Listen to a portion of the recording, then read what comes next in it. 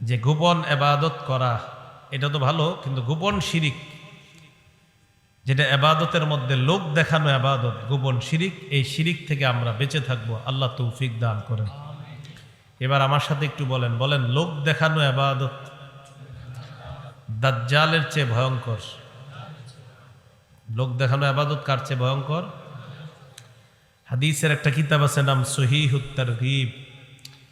এই কিতাবের 30 নম্বর হাদিস, এই হাদিসের মধ্যে আছে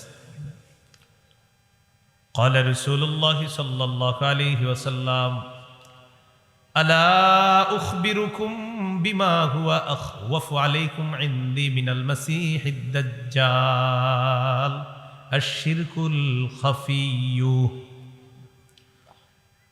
নবীজি বলেন, আমি কি তোমাদেরকে দাজ্জালের চেয়ে যে বিষয়টা বেশি ভয় পাই এই বিষয় সম্পর্কে বলবো না? সাহাবীরা দাজ্জাল সম্পর্কে